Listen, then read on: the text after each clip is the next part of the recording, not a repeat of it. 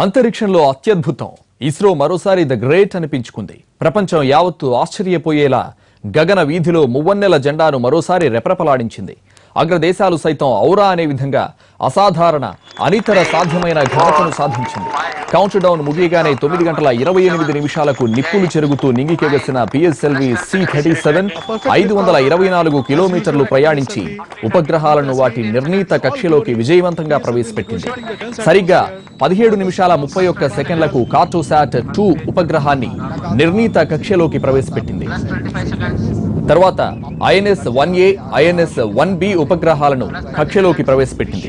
దాని తర్వాత అమెరికాకు చెందిన 96 ఉపగ్రహాలు Israel, Kazakhstan, Netherlands, Switzerland, UAE దేశాలకు చెందిన ఒక్కో ఉపగ్రహం నిర్ణీత కక్షలోకి ప్రవేశించాయి. వీటికి సంబంధించి మారిషస్ లోని ఇస్రో కేంద్రానికి తొలి సంకేతాలు అందాయి. 104 ఉపగ్రహాలను కక్షలోకి ప్రవేశపెట్టి రోదసీలో ఎవరికి అందనంత ఎత్తులో భారత జయకేతనాన్ని ఎగరవేసింది. That is ISRO.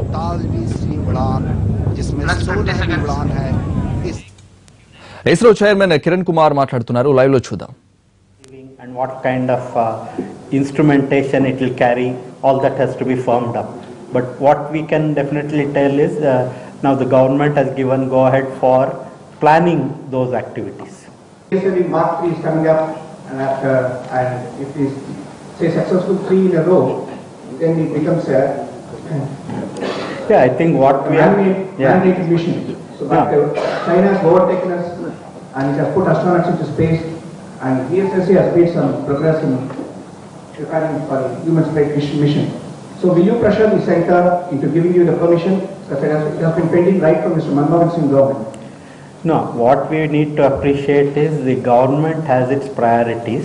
At this point of time, human space program is not a priority item, but then we need to continue our critical technology development towards that we are working. And now as and when the both in terms of resource availability and prioritization matches, I'm sure the central government with all the you can say impetus given by general public and press like you, at some point of time they will surely decide that India should go ahead for such an activity. Can we have some questions from the international media also, please? Hi. How does your price for commercial launches compare to SpaceX, and where are you on reusable rockets? I think as you can easily visualize, commercial information is not easy to give, so probably we will have to leave it to our Antriksh to look at that. But in general, what we can say is, if somebody is seeking you, probably you are more, you can say, cost competitive than others. Reusable rockets? The reusable rockets? Which one? Reusable. Okay, with respect to reusable rockets, of course, we have a number of activities which are being lined up. As you are aware, last year we did just one mission on both air breathing and also on the reusable launch vehicle technology demonstrator, where we landed virtual landing on the water. So we have initiated certain steps, and we are also looking at other means of reducing the cost of access to space. We still have a long way to go, but along with our priority missions which we necessarily need to complete so that we provide the capability needed for the country, we also are looking at how we can improve the cost of access to space, and in this direction also the work is in progress. We still are quite some distance away from coming up with operational reusable launch vehicle systems. Latest by first quarter of 2018, work is in progress towards making the satellite ready by this year end, so that between the December to March we will have the launch actually taking place. So we are working towards that. So depending on some of the developments, this will happen not later than first quarter of next year. I'll ask another way to tell us about Chandrayaan 2. What are the differences?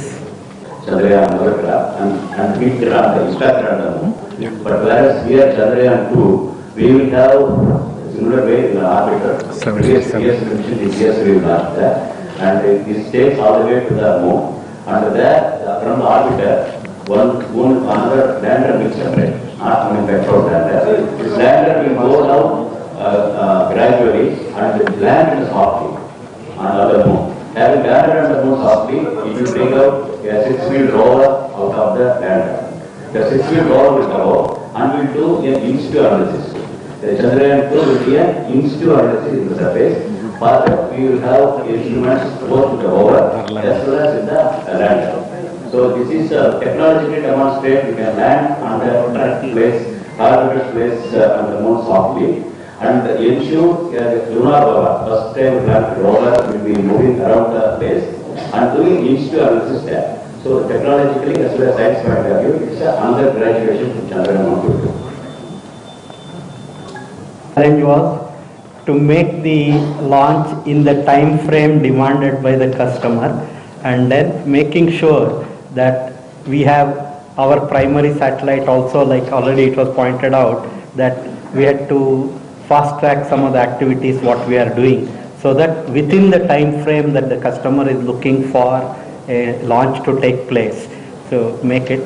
And then other than that is, you have to also visualize that other than the main satellite, you have 25 other small systems to be accommodated, and then all of them have to be released in such a manner that they don't enter into any collision, not only now, but also over the coming period. So you have to make sure that lot of mission analysis, actually Shivan was explaining about the mission analysis, we can ask him to say a few words on that.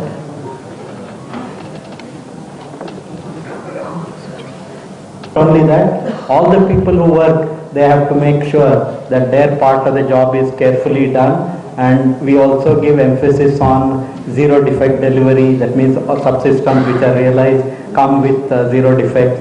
So it's a continuous process and it's a challenge. అంతరిక్ష పరిశోధనల్లో ఇదో చరిత్ర. ఇంతకు ముందు ఎన్నడూ లేదు.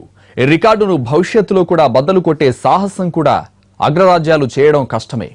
ఇప్పటి వరకు ఇస్రోకు మూకు